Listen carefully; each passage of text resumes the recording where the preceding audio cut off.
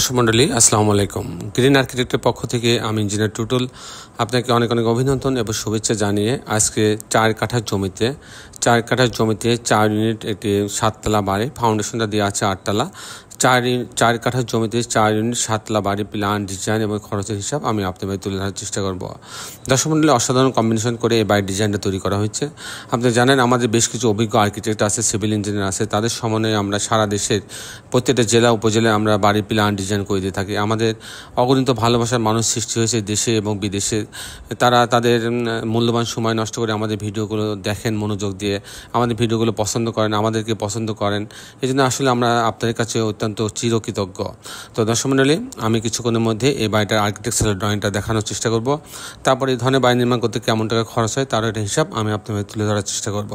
দর্শক মণ্ডলী, আমরা বরাবরই প্রত্যেকটা বাড়ির ছাদকে ডেকোরেটেড করার চেষ্টা করি, পর্যাপ্ত গাছ লাগানোর প্রভিশন রাখি এবং ভার্টিক্যালি আমরা গার্ডেনিং করারও চেষ্টা করি এবং ছাদটাকে একটা মিনি পার্কে রূপ দেওয়ার চেষ্টা করি, যাতে অবসর সময় বাড়িতে যারা বসবাস করবে তারা ছোট বড় সবাই যেন ছাদে এসে কিছু সময় অতিবাহিত করতে পারে। তো দর্শক মণ্ডলী, আমি ইঞ্জিনিয়ার টুটুল ছিলাম এতক্ষণ আপনাদের সঙ্গে। এখন আমি আর্কিটেকচারাল ড্রয়িং আপনি নিয়ে যাব, তারপরে এই ধরনের বাড়ি নির্মাণ করতে কেমন টাকা খরচ হয় তার একটা হিসাব আমি আপনাদের মাঝে তুলে ধরার চেষ্টা করব। তো দর্শক মণ্ডলী, আসুন এখন আর্কিটেকচারাল ড্রয়িংটা আমরা উপভোগ করি। আর্কিটেকচারাল ড্রয়িংটা এরকম, এটা হচ্ছে আমি যেটা বলছিলাম 4 কাঠা জমির উপরে 4টি ইউনিট করা হয়েছে। এটা মূলত ওনার জমির 5.5 কাঠা জমি, আমরা 4 কাঠা ব্যবহার করছি। এটা হচ্ছে গ্রাউন্ড ফ্লোরের এই সামনের একটা ইউনিটটাকে উনি পার্কিং জোন হিসাবে চেয়েছিলেন। তো এই অংশ দিয়ে লিফটের লবিতে আসবে, তারপর 3টা ইউনিট গ্রাউন্ড ফ্লোরে রাখা হয়েছে ABC। তো আমি মূলত টিপিক্যাল ফ্লোর প্ল্যানটা আপনাদের দেখানোর চেষ্টা করবো যে কীভাবে 4টি ইউনিট সাজানো হয়েছে। তো গ্যারেজের এই অংশ দিয়ে এই লিফটটি লবিতে আসবে, আসার পর ইউনিট এতে যদি যায় তাহলে 726 স্কোয়ার ফিট। এখানে ঢোকার পরে একটা বড় ড্রয়িং ডাইনিং পাচ্ছে, বেশ বড় ড্রয়িং ডাইনিং। এখানে একটা স্পেস আছে ভেন্টিলেশনের জন্য, আলো বাতাস আসার জন্য। এখানে বাথরুম আছে, কমন বাথরুম, আর এখানে একটা কিচেন রাখা আছে। আর এখানে একটা বেডরুম রাখা হয়েছে, এই বেডরুমের সঙ্গে একটা টয়লেট অ্যাটাচ করা আছে, একটা বারান্দা রাখা আছে। এখানে আর একটা বেডরুম, এর সঙ্গে একটা বারান্দা রাখা আছে। আর ইউনিট যদি আমি সবগুলো দেখাবো না, ইউনিট সি যদি আমি দেখাই, ইউনিট সিটা এরকম যে অংশে ঢোকার পরে একটা ড্রয়িং ডাইনিং পাচ্ছে, অনেক বড় একটা ড্রয়িং ডাইনিং। এখানে একটা স্পেস আছে ভেন্টিলেশনের জন্য, এখানে একটা কমন টয়লেট রাখা আছে, এখানে একটা কিচেন রাখা আছে। এটা একটা বেডরুমের সঙ্গে একটা বারান্দা রাখা আছে। এটা আর একটা বেডরুম, এই বেডরুমের সঙ্গে টয়লেট অ্যাটাচ করা আছে, একটা বারান্দা রাখা আছে।